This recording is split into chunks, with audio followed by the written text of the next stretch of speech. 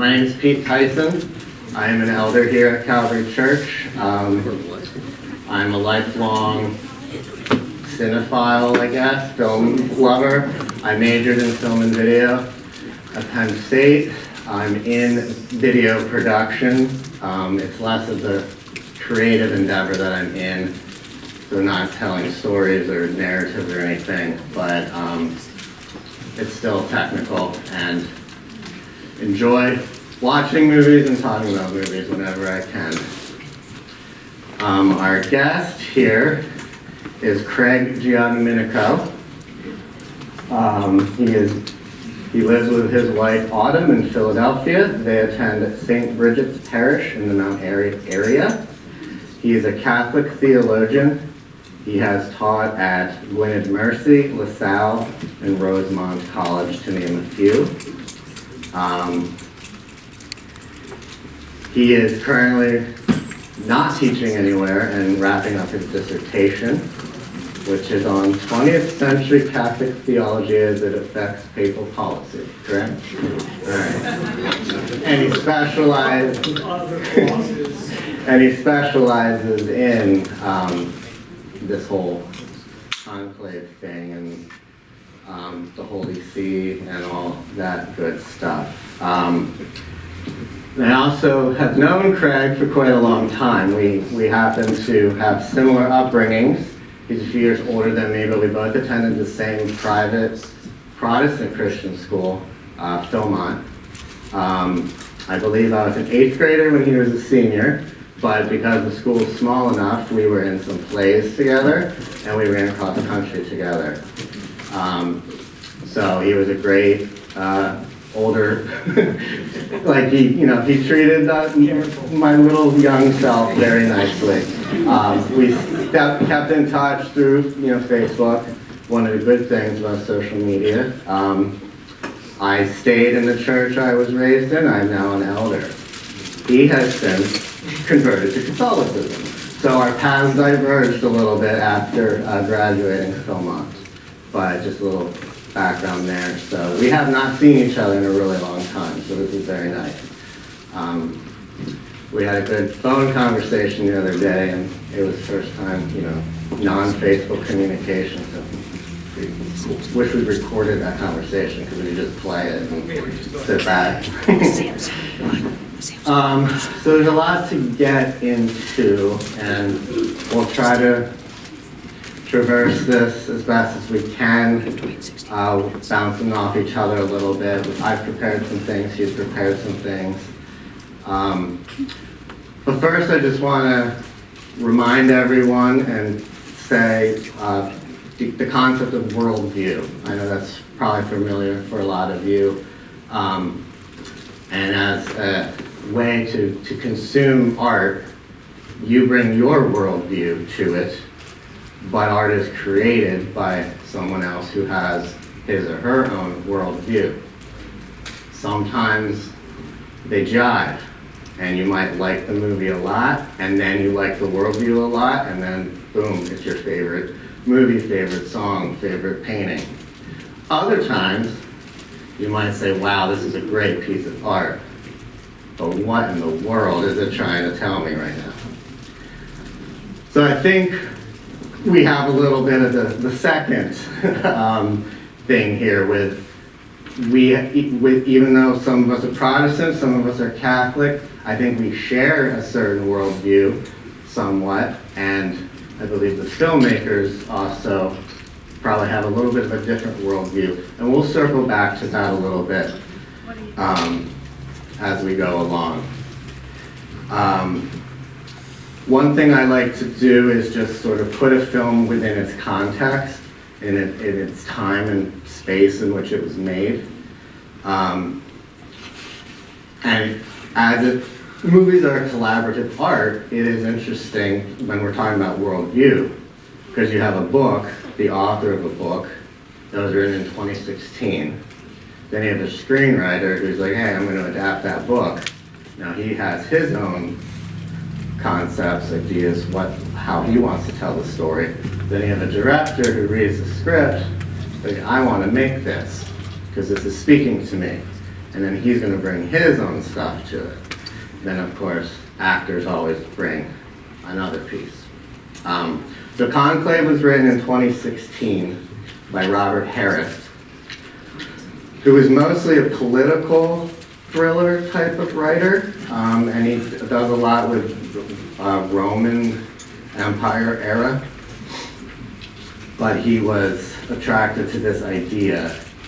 Of course, now I have to find his section here.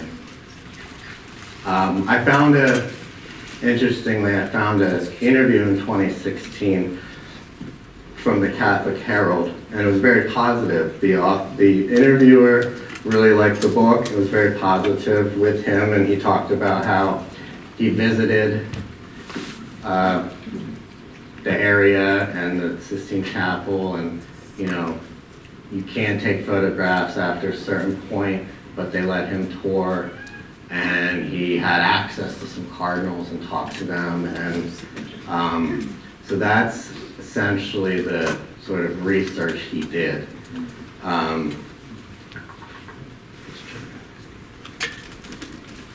He thought about the novel while he was watching coverage of the 2013 Papal Conclave, and at the time he was working on a trilogy of novels set in the Roman Republic, and he's like, whoa, this is like, he saw some similarities.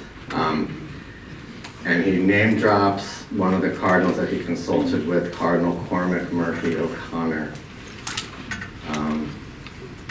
So then, Peter Straughn, S-T-R-A-U-G-H-A-N. He's the British playwright screenwriter who read the book and decided to adapt it. I watched an interview with him. He claims he did not set out to bring an axe to the Catholic Church. So that's his claim right there. And but he was intrigued by the thriller aspect of the book, the political intrigue and all that. The director, his name is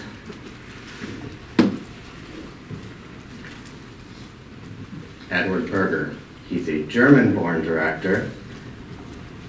So American audiences really only know him from his film last year, All Quiet on the Western Front, the remake, which is also nominated for Best Picture and a lot of things. And he pretty much went right from this to that overlap. Like during the awards circuit of that movie, he was already deep into making this one. His father's Austrian, his mother's Swiss, so there'd be enough reason for me to be a little confused, he says. What I always know is I'm European. He did not grow up Catholic. That was one thing I was trying to look at, what these guys' religious backgrounds were. He says he was raised outside the church, but if he went, it would be the Protestant church. When he was 9, he remembers attending a mass with a friend, which is an experience that stayed with him. He felt really caught out. He had no clue about the rituals, when to kneel, when to do the sign of the cross. None of that exists in the Protestant church. I suddenly thought, I'm in a secret club and they're going to catch me and kick me out. I'm a heretic, I'm a Protestant. All those rituals and visuals, I remember being very fascinated with it. That world stuck in my head. I'm sure the awe of that found its way into the movie. So there's more I can say, and maybe we'll touch on it as we go along.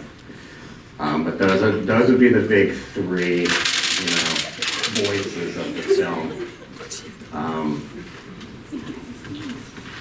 One other thing I wanted to that I was kind of contemplating is the history of Hollywood and the Catholic Church, or just Christianity as a whole, so you can include Protestantism. I mean, we all are familiar with that kind of stuff, from really good representations to trying to say it's all bad, to demonic possession. Sort of always has Catholicism in it more so than Protestantism.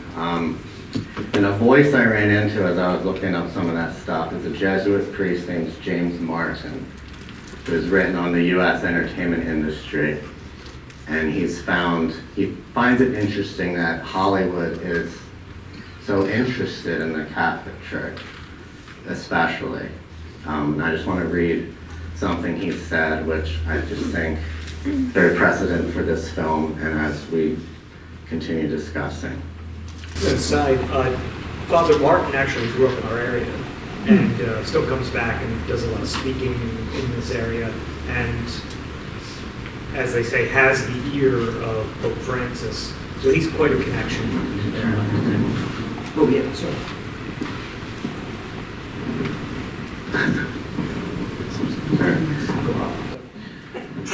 So on the one hand, film and TV producers seem to find Catholicism irresistible. There are a number of reasons for this. First, more than any other Christian denomination, the Catholic Church is supremely visual, therefore attractive to producers and directors concerned with the visual image. Vestments, statues, crucifixes, to say nothing of the symbols of the sacraments, are all things that more word-oriented Christian denominations have foregone. The Catholic Church, therefore, lends itself perfectly to the visual media of film and television. You can be sure that any movie about the Second Coming, or Satan, or demonic possession, or for that matter, any sort of eruption of the transcendent into everyday life, will choose the Catholic Church as its venue. Second, the Church is still seen as profoundly other in modern culture, therefore an object of continuing fascination. It is ancient in a culture that celebrates the new, professes truths in a postmodern culture that looks skeptically on any claim to truth, and speaks of mystery in a rational post-Enlightenment world. It is therefore the perfect context for scriptwriters searching for the conflict required in any story. Despite this fascination with the Catholic Church, the entertainment industry also holds contempt for it. It is as if producers, directors, playwrights, and filmmakers feel obligated to establish their intellectual bona fides by trumpeting their differences with the institution that holds them in such thrall. That's some interesting ideas there. So ultimately, these are, I think the screenwriter claims he was raised Catholic, was an altar boy growing up, and has since left the church. And Robert Harris was talking about, he's not an atheist. He thinks atheism is too much of like an easy way out, but he's also not, he likes to think about the existence of God and things like that. But he's also not religious. So ultimately, these are outsiders looking in. I think that's important too. This isn't an insider exposing things for his people. It's outsiders wanting something to change. But I'll let Craig take over for the, I think, besides the the big twist of the century there, I think the biggest, question, at least I had as a Protestant, is this accurate? Did they do their research? What does this get right? What does this get wrong? And I wondered, does this anger Catholics? We see enough movies and we're like, oh, they're anti-Christian, whether we get offended or not, but it's just like, okay, clearly they don't like us. Is this that, since I'm not offended by criticizing the Catholic Church, I'm wondering if this is how some Catholics have handled it and how you personally have. I've read a lot of good. I don't think it's on front. Is this on it? Maybe not high enough or close enough. We'll talk a little louder. Pace the room. Anyway, I found this is one of those rare films that I desperately wanted to love. And watching it is beautiful, and there's no getting around the cinematography. It's just gorgeous.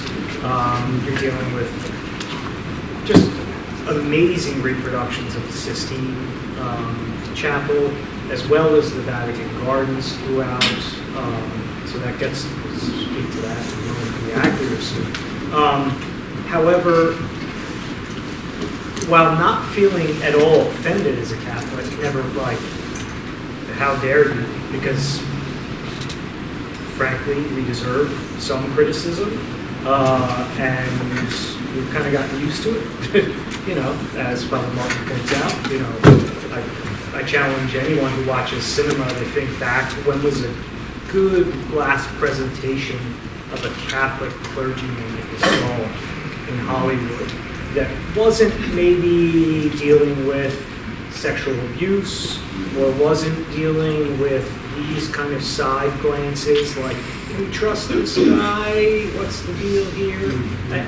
When I think, I literally have to go all the way back to before my own time on the waterfront, Carl Malden, his famous speech, you know, Christ is with us down on the waterfront. I even think, I'm a big fan of horror films, that Pete mentioned.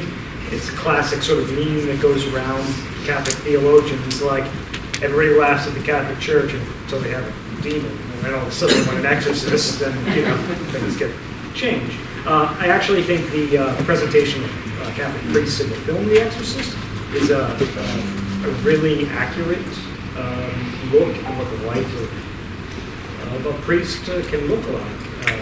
As odd as that sounds, coming from such a sensational film. Here, the thing that bothered me, these were, how do I guess it comes down to what Pete and I finally, this was a Christless Vatican. And I don't mean that for, again, I hope we're not, you know, we can if we want to argue Protestant Catholic stuff, but I mean just in general as us, as those who believe that Jesus is the Lord and Savior, Son of God, who saved us. Each one of these men, just by default of his priesthood, let alone from the priesthood, then up to a bishopric, then up to possibly something in between.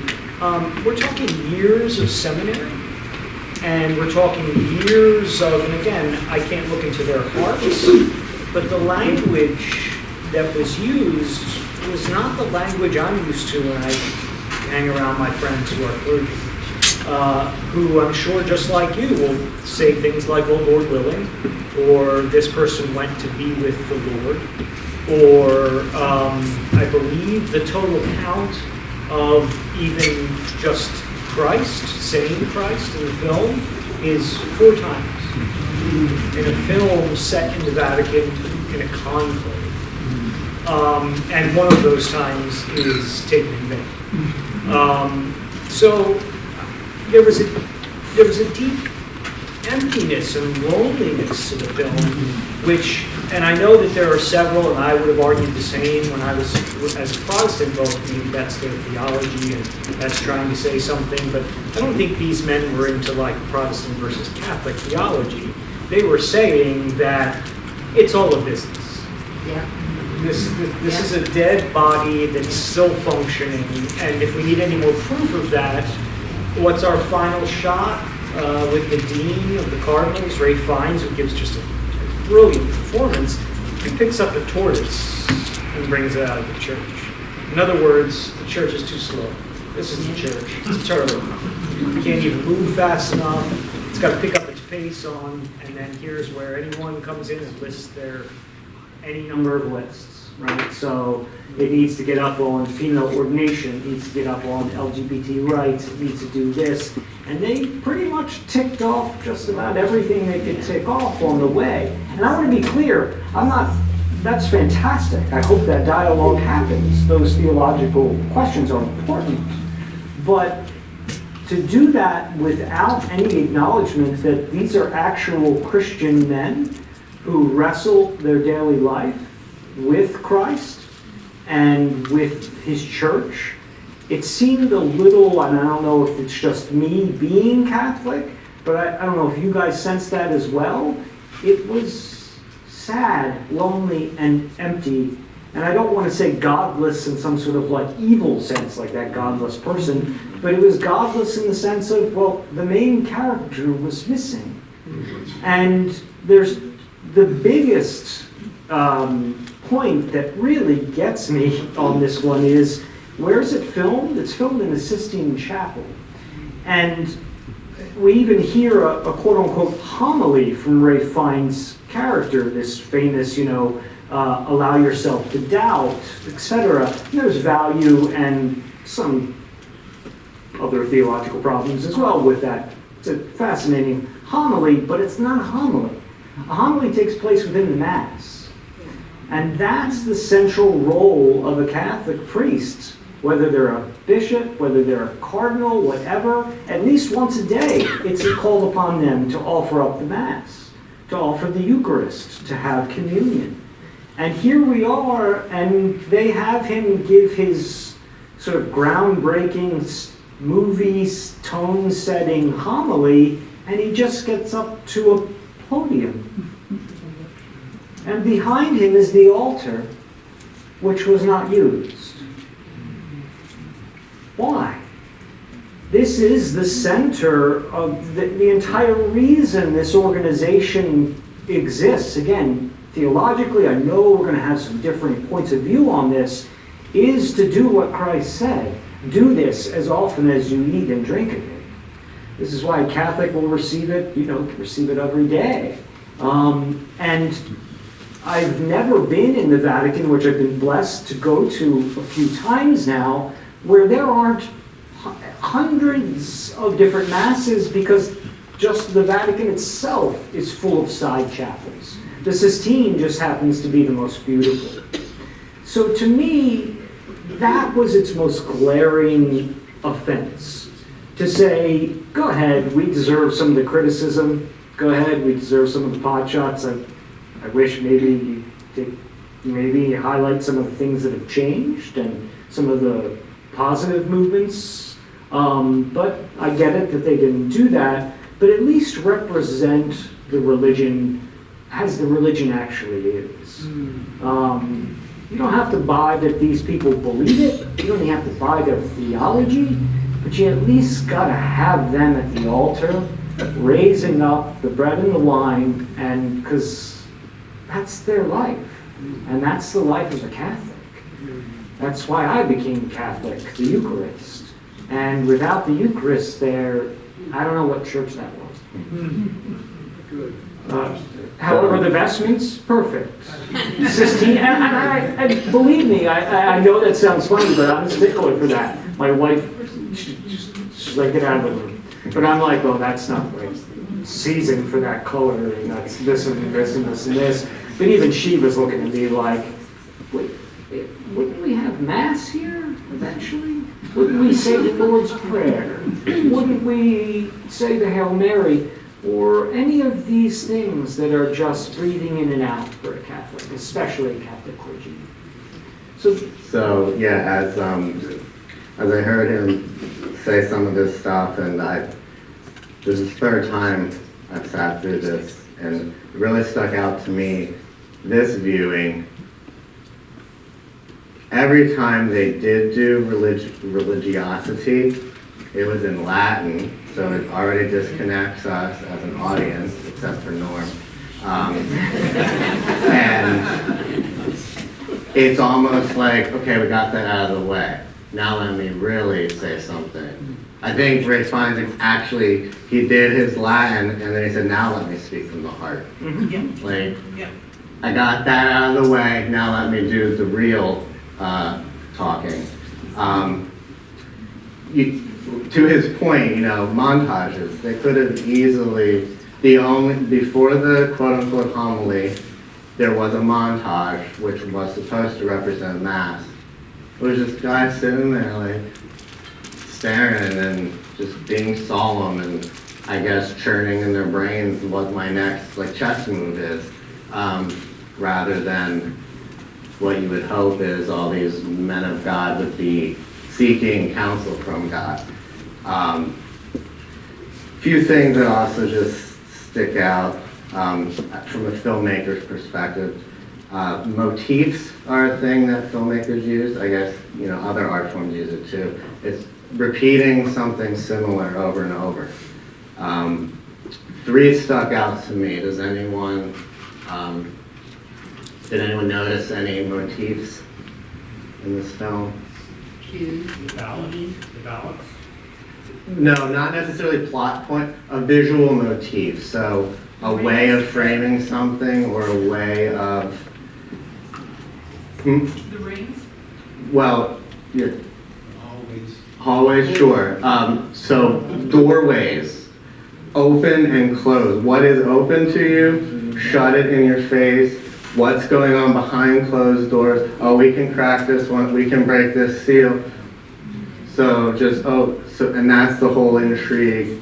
But to the ring, hands. A lot of close-up of hands. Whether being folded, whether being placed on another hand, whether fidgeting. Some were sort of in a prayer mode, but just a lot of hands. And then the other one was shots from behind. I haven't quite figured out what the purpose of that was, except for, and this is just going to be a slight kickback on Craig as a film. I think they were trying to do a behind-the-scenes story. So we never saw the crowds. We all know there's crowds out there waiting for the smoke. We heard them, but we all know that's something we see. That's boring as a story, as these filmmakers. So they wanted to focus on Lauren. So the little kickback I might say is possibly, we know they do Mass, we know they do Eucharist. That's boring, we've seen all that. This is all about the behind the scenes. Kids Club is done at 9, so if you have kids, you must be a parent again. Sorry. So behind the scenes aspect, I think they might have been going for.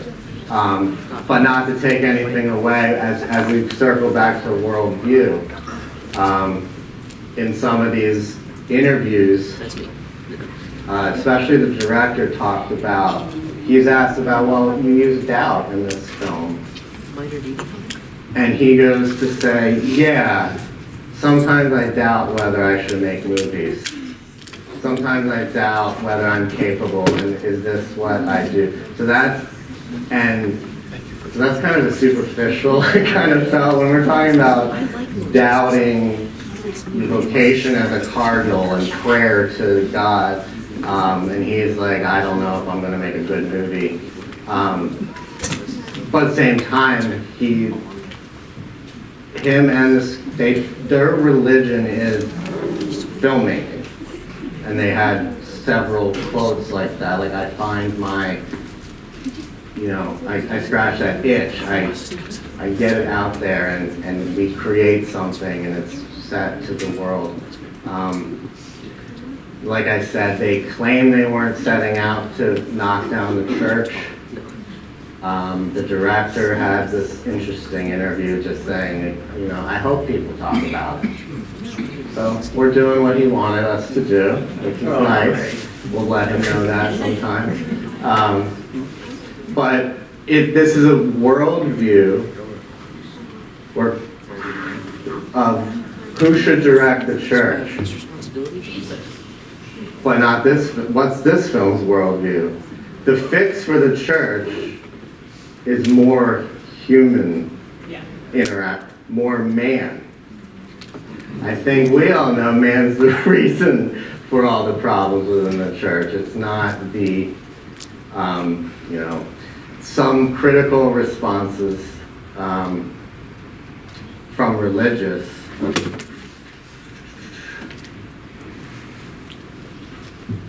The problem here is not that it's full of bias against the Catholic Church. The problem is that it's just plain bad. At the crucial moment, Benitez gives a speech so full of platitudes, it could have been written by ChatGPT.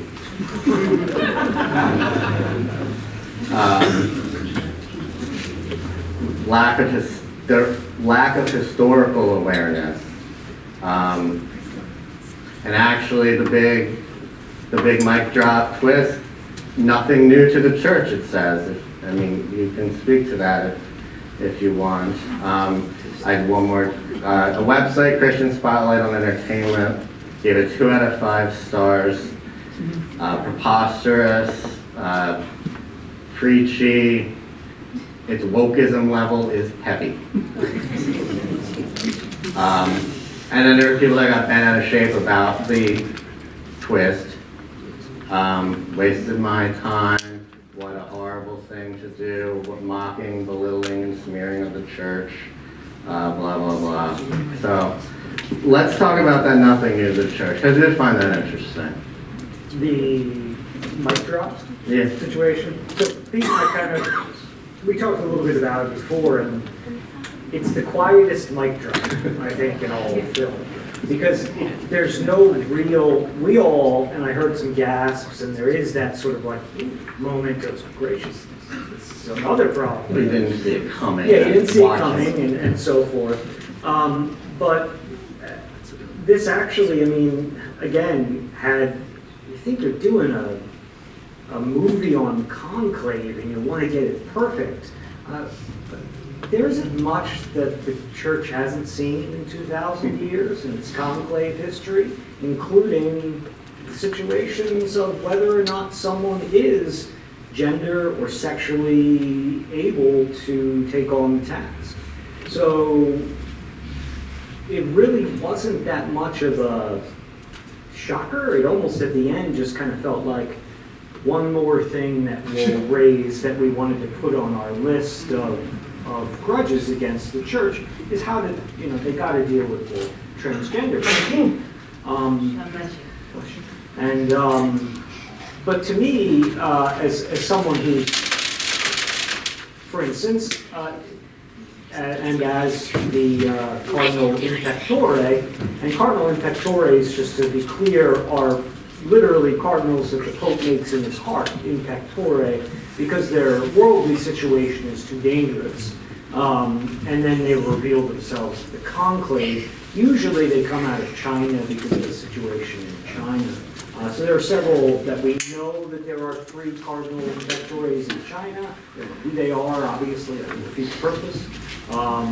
Whether they come to the conclave depends upon if the situation is safe enough for them in the flock at the time. But as far as and I took it that he was intersex.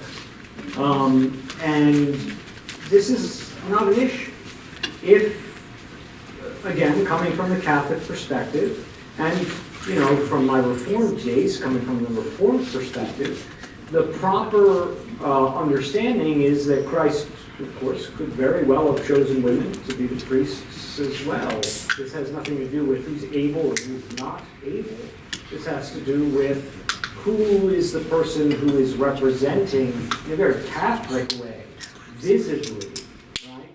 When someone raises up and says, "This is my body," or "I absolve you."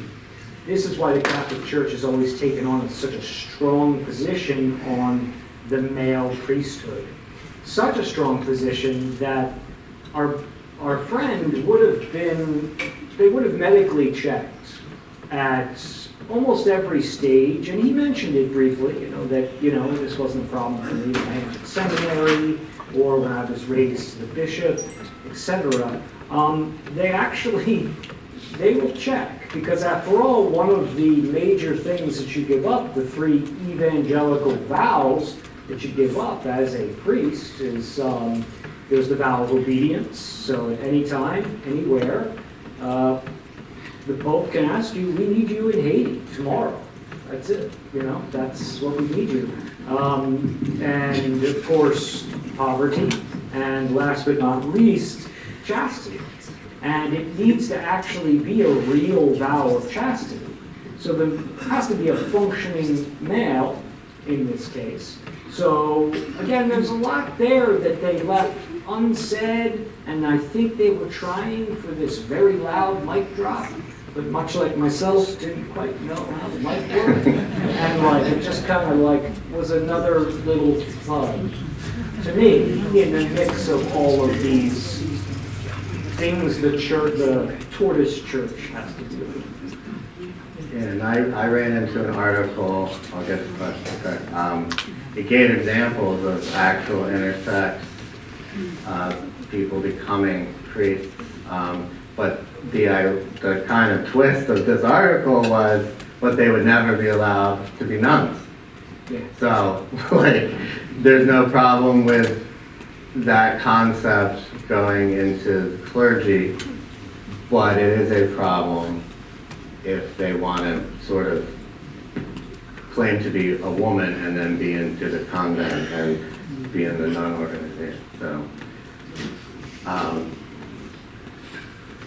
Well, in the Catholic tradition, regarding women, the priests represent an unbroken lineage from the continuation of the apostles. The apostolic succession, correct. Yeah.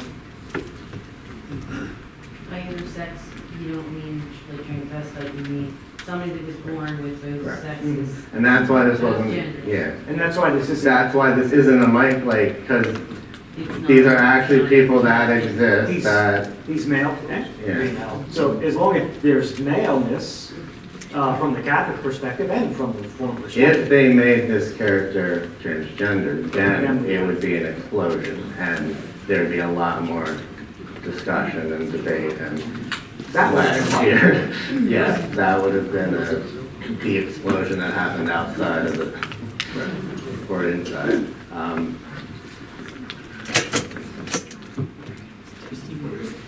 Yeah, do you think the exposition of the intersex was more a front towards the transgender ideology framework? They didn't want to go all the way, so they just kind of Well, left. not doing with the church at all, because they had both sexes, so, okay. Right, You deal with that, that's both biologies. right.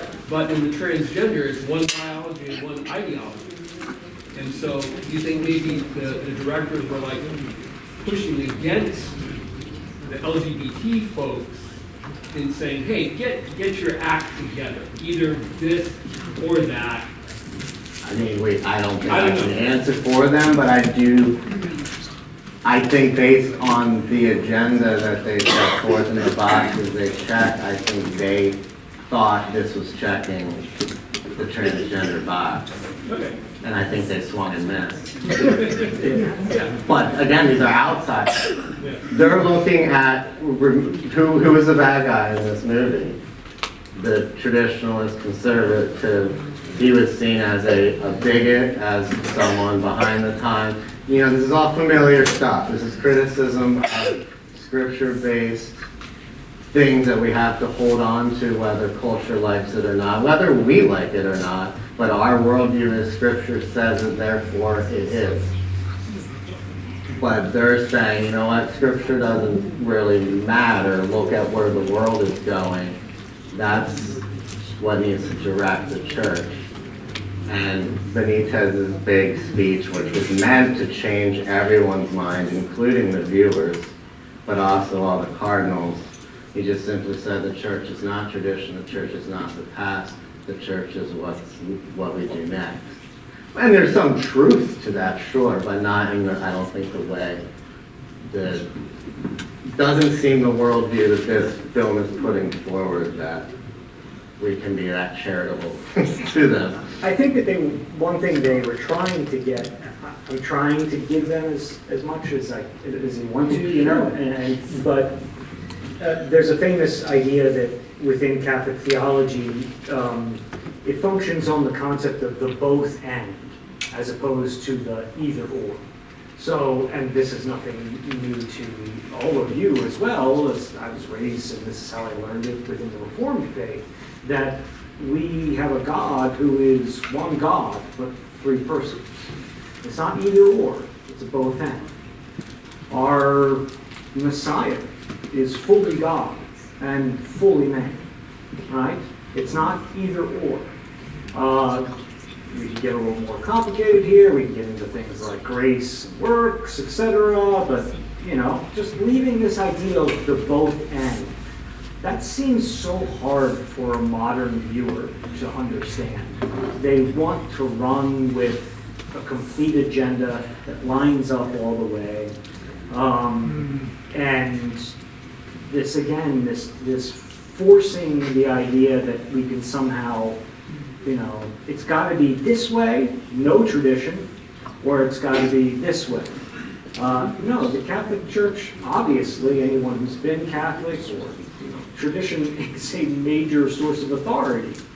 However, it's not the only source of authority. And that's where I thought, all this great talk of tradition and seeing the traditions and the Latin, if they balance that out with that Mass, which is specifically called the Mass of the Invocation of the Holy Spirit. In other words, the Spirit is being called on to lead these men. When you left that out, you're left with just this politics, which does happen, absolutely. You're mentioning, sorry, before I forget it. May I ask a question? Yeah, go ahead. Was the Catholic Church talked to about this movie? No. Did they get any? They So claim they bottom line consulted is- with some cardinals. This is a writer's view, not the Catholic Church's view? Yeah. Right. Both the author of the book and the screenwriter and director all claim they had consultants and cardinals, and to the church's credit, they weren't they gave them access to they gave them enough access that they could recreate places we can't go. And they did enough ritualistic things honoring that part of it, thing that we haven't seen before. That's all accurate, pretty much.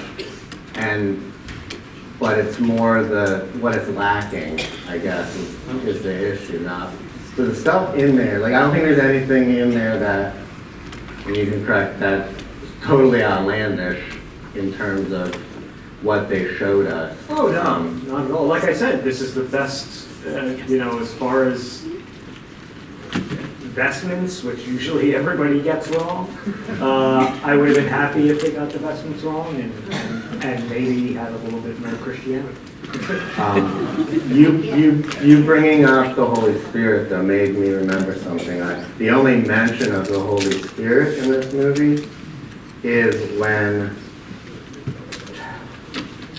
someone was accused.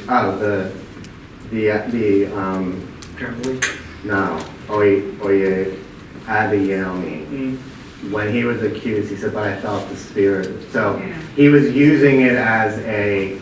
So what I did appreciate about this is each scandal and the way the accused handled it were like the stuff you hear all the time. But I'm a good person, but it was 30 years ago. But I'm better now. I felt the Spirit move in me. I need to, this will ruin the church. Don't let this get out. Burn the paper.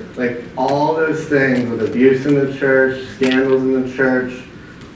It was fantastic. It would hit, we should have all been like, I've heard that before, or hopefully we haven't, but we're very familiar with some of the stuff. And these are outsiders writing, so they've all heard it too. So this is something I think we should appreciate some of the criticism that we do see, even though many of us here aren't Catholic, but we can relate to these scandals. We're not, obviously Protestants are not absent of all the stuff that was in here in terms of leadership and Christ, following Christ, shepherding your flock, etc., etc.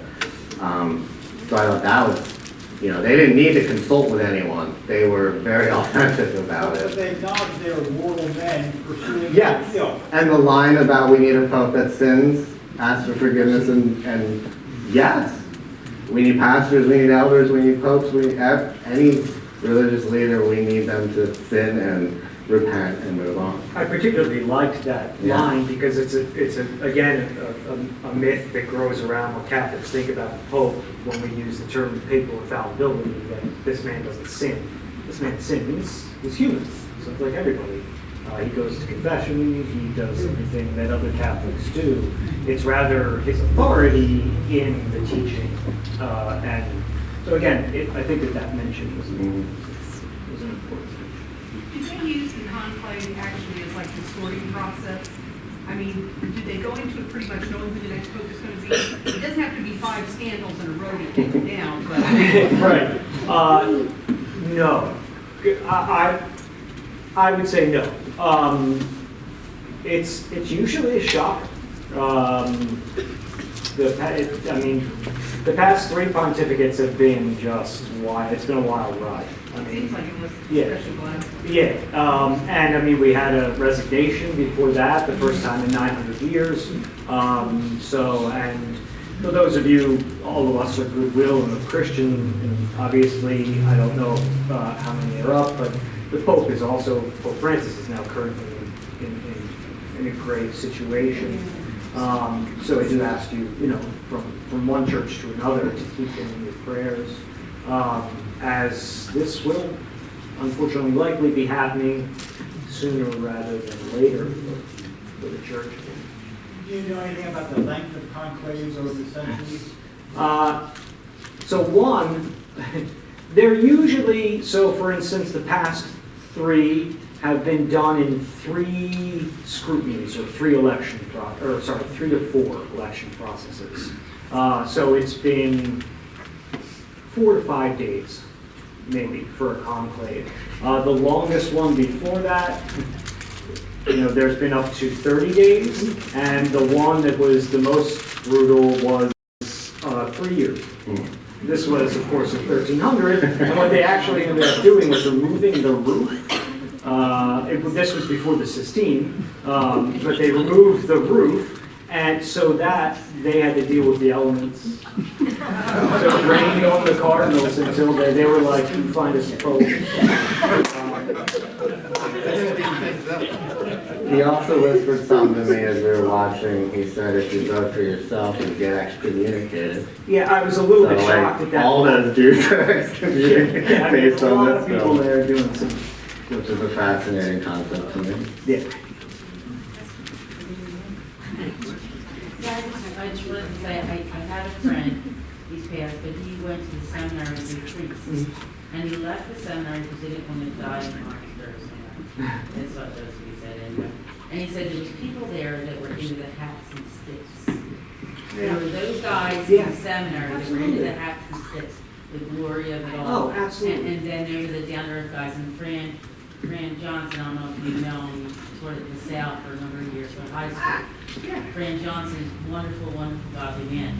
But he left it and he was taught religion or English in Catholic schools. So he's a wonderful guy. But he said, and I'm wondering, like you were saying, like a lot of these guys that go like politics, the guys that are in the hats and sticks, they're the cardinals that are trying to be a pope. I'm thinking that maybe that's why there wasn't as much spirituality, because it was more the guys that were into the pomp and circumstance of it all.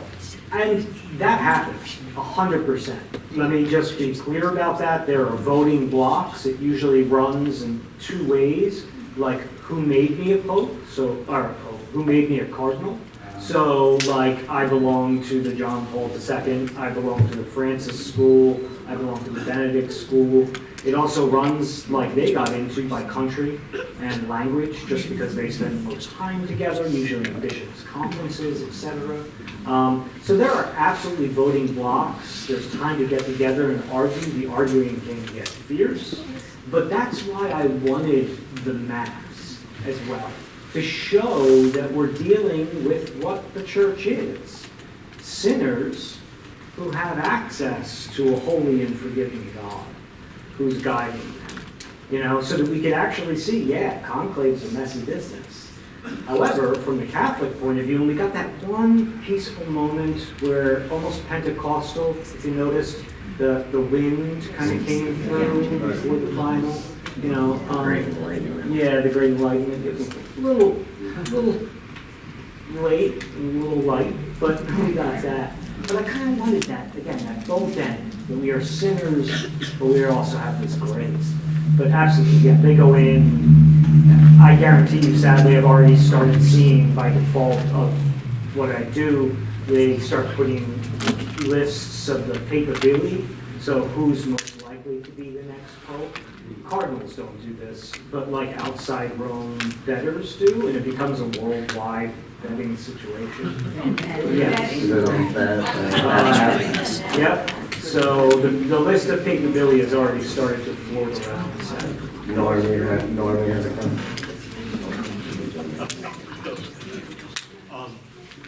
I reread for the time a book called Death Comes for the For the Archbishop. Archbishop.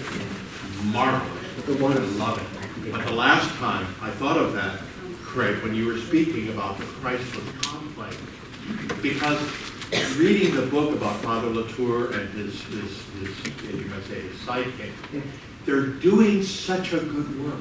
Right. That's the thing. They're doing such a good work. And the same thing is true for the cardinals here and true for the Catholic Church everywhere. They do marvelous works, without a doubt. And so naturally, it would be, the thought comes in that we are the church. This is our business. And you do. And it's not just Catholics. No. It's not just Catholics. There are Protestants that get so caught up with what they're doing, and they're doing good things. That's all. That, as the Lord says in Revelation, you've left your first love. You've left your first love. So your remarks about the conclave were interesting, and I hadn't thought of it, and I thought, yeah, that's true. That's true. And could I just raise a question before I sit down? And I cannot remember ever seeing a movie that showed the celebration of the Mass. And I wonder if there is such a movie. Maybe there is, I just don't know. Romero, which doesn't, it's obviously about Archbishop Romero, who was martyred in El Salvador. Raul Julia played him. They have several extended shots, but in the massive, like big hits, there are not Godfather. a lot. Well, yeah, The Godfather. Actually, it was a baptism, which makes it kind of even. But I'm not going to take a shot against The Godfather because my forebearers will come get me. Yeah. There was a movie from several years ago, The Two Popes, Yes. which I found much more moving than this film. And I would like to know your opinion on that film. I liked that film quite a bit. The one thing that bothered me was that so many people, and I saw that my students come up and some relatives ask about the meetings that Francis had with Benedict. And to be clear, they never met. Right. Yeah, but so many people presumed that he was in some way grooming his to-be, which also is forbidden under the laws, like the current pope cannot groom. He can stack the house with his cardinals, but he can't, meet and kind of test the guy out. However, the spirituality of the two popes, you could tell these two men loved Christ and were serving him from two different perspectives, and that's what made it, I think, a more genuine film. My feeling is actually, yeah, it's a good movie. Another thing that I thought of back to filmmaker, we said a line earlier about the symmetry and the hallways and stuff, and every time you were in the Sistine Chapel, it was very orderly and symmetrical, but a lot of times Lawrence would be out of whack in the frame, and especially when he wasn't in the Sistine, a lot of times he was far right or far left, and the framing was just, it still looked good, but it was just like, that's kind of a weird placement. So it was a visual way of showing you what Lawrence was going through internally. He felt out of place, out of whack, he was 1 foot out the door, then realizing the Pope. That's the other kind of, the ultimate reason all this went down was the Pope.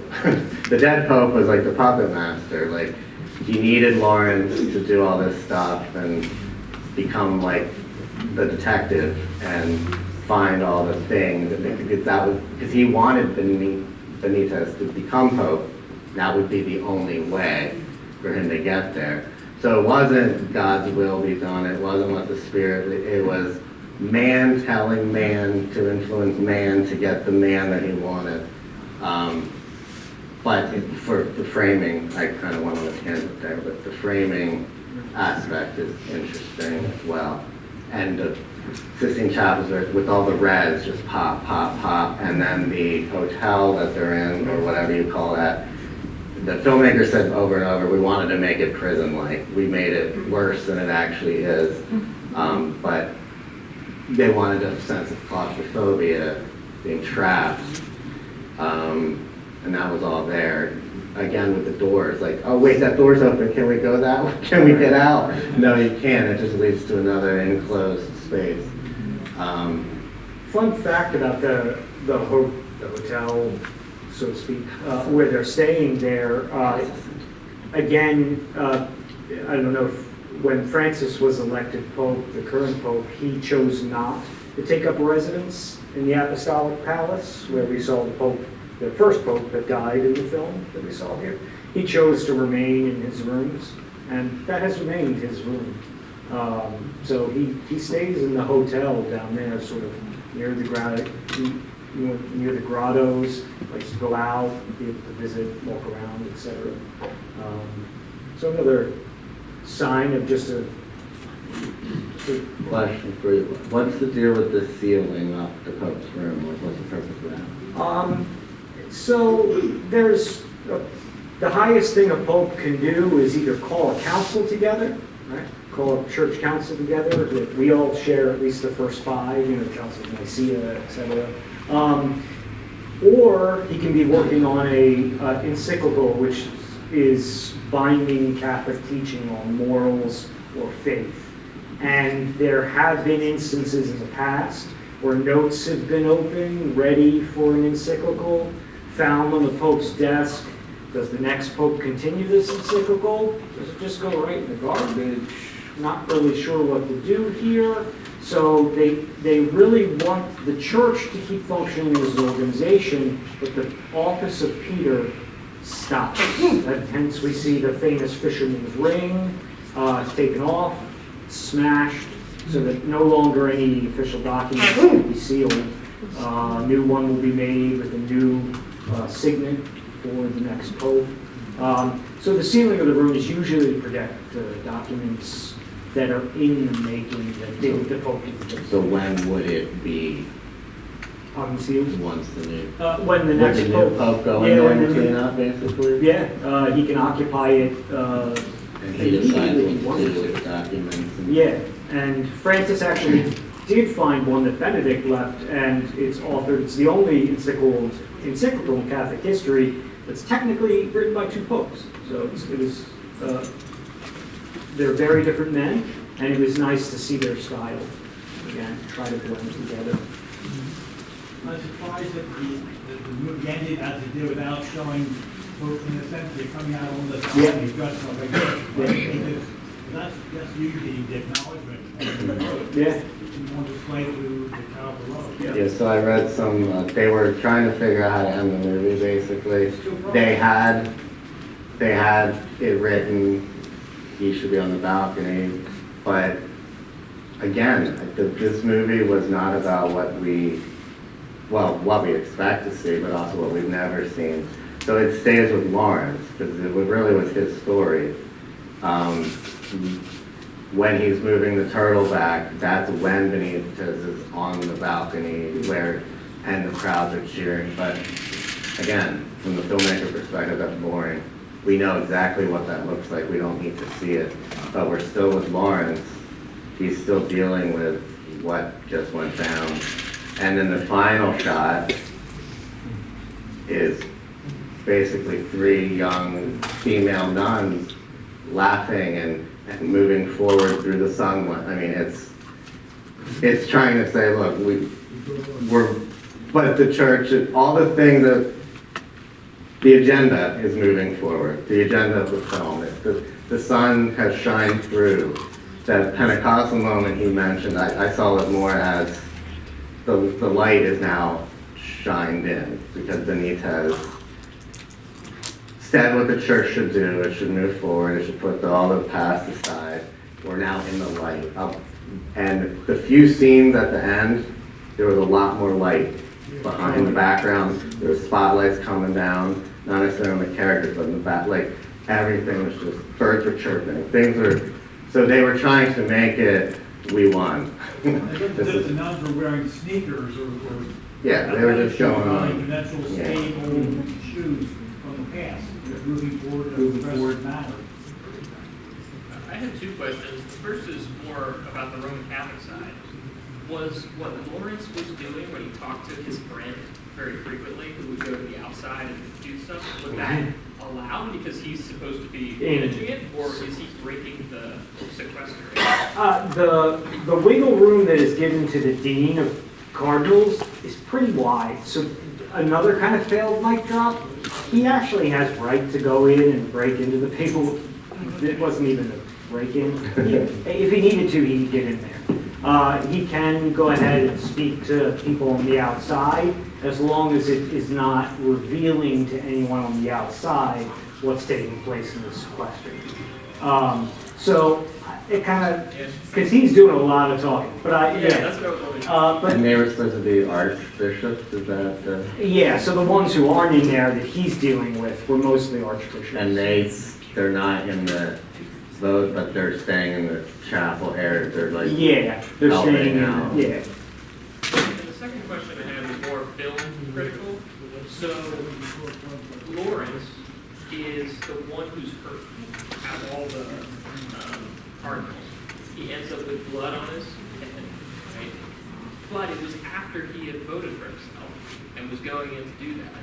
So is it more of a God is judging him because of his own sin of voting for himself? Or is it, oh wait, he's the Christ-like figure who was punished by God, but for the wrath of sin in man, and therefore he's the one who has to constantly die to all these other issues coming upon him, and he's the one who deals with it alone, goes through the cross, and then comes out the other side doing the right thing, self-sacrifice. So I can see him as the Christ figure. At the same time, it's after he did something what you're saying is wrong. So is it just judgment, and they're just trying to show him bloodied up and beaten, and you have to be beaten down? I don't know. So that's a film question. Yeah, I hadn't thought of it, yeah. I mean, when I saw the bomb, I actually kind of saw that as actually questioning, is a conclave a good idea? Sequestering the highest leaders in the church while there's turmoil and terrorism going on. You're all doing is politicking and chess playing. Why aren't you out there? But I've mentioned that to Craig, and he made the point, well, these are just the cardinals. There's tons of priests and bishops and things doing the work of the church. And the sisters. And the nuns, yeah, which we haven't even mentioned, Isabella Rossellini, the great performance there as well. And I think, they were trying, in one of the interviews, the great patriarch, the Catholic Church is one of the great patriarchies type of idea, but they have the nuns. I mean, the Protestant church does not have a role for women like that in that official capacity. So I think it's kind of funny that they are criticizing it when actually the Catholic Church seemingly does a better idea or a better thing with their women, that they have this official role. And also, as we pointed out the other day, again, just a little bit of research. I never tell this to my students, but Wikipedia would have revealed that just, I would say, 4 to 5 months ago, so maybe they missed it because of filming, etc. But Pope Francis, for the first time, made a woman Secretary of State of the Vatican City. So she technically holds more authority as far as what we think of as worldly authority than any of those cardinals do. Now, spiritual authority, no, again, that's reserved because it's the way that Christ has preserved it down according to both our faith traditions. But that, again, just a little bit of research. But her character, was sort of always there, always listening.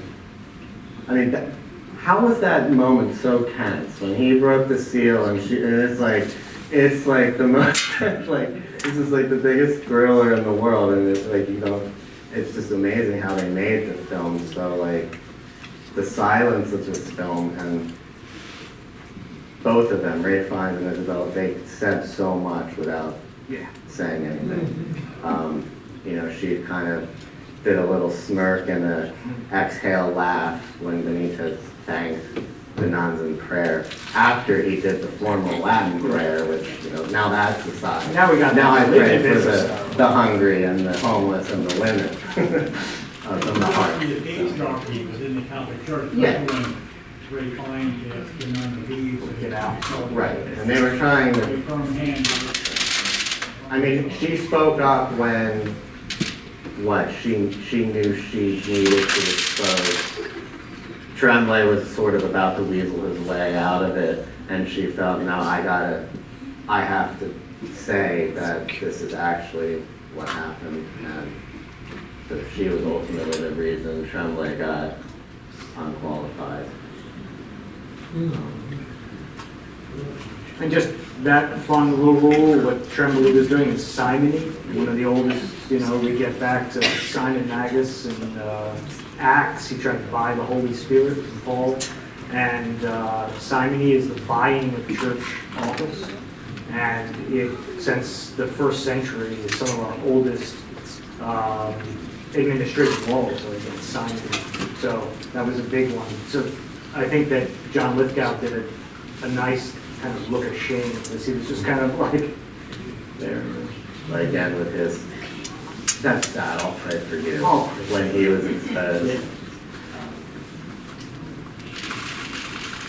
Are we meant to infer that deep down, the Cardinal Lawrence really wanted the papacy? Or are we to take it, no, these protestations are absolutely sincere? Yeah, I don't think so. I think Tucci's the one that was deceiving us. What was his? But Bellini. He was, when he got fed up, he was like, I didn't know you were so ambitious. No. Like, that was a character turn for him. We thought he was actually, I'm not worthy. And then as soon as he was threatened by Lawrence, he was like, I want this, stop.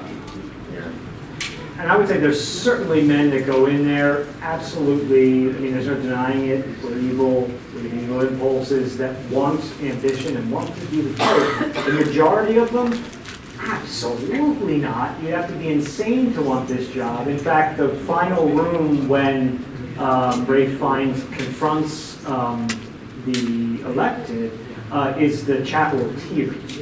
And that's where the Pope goes usually to bawl his eyes out because he knows that the rest of his life is going to be a life like Peter's was, that will eventually lead to, if I have to, giving up everything, I have heard that Benedict, when the book was going his way, Craig, probably you could speak to that, actually prayed, Lord, don't do this.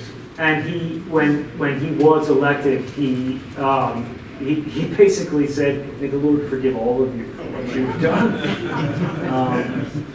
And It seems to me that all of the characters of the cardinals, that Cardinal Lawrence, Ray Fiennes, presented the most devout of the characters, really wanting to see God, showing who he's talking to. so if you couldn't hear him, he And said, he was also the one that mentioned Christ as God. that Lawrence seemed the most devout of all the characters, and he mentioned he's the one that says Christ in the movie more than anyone else. It was clear he took his job seriously, and he loved the past Pope to do his what he desired him to do. He was honoring that even though he already died. And Agnes shared that, like, putting, So, in a sense, what would be the character of most arguments. Yeah. right. And I think it's important that the most devout of them is the one who's struggling with prayer. That it's something we can all feel. We've been there. Whether it's a dark night of the soul, just, you know, you're wrestling with it. And, you know, Israel, to wrestle with God. And that's the only character you feel has ever been in any kind of relationship with God. There's one close-up of the ceiling where it was the wrestling. Yeah. And Lawrence was just Staring staring right at at it. All right, well, half of us left, so we could probably say tons more about this, but there's a lot in there. But thank you for coming, and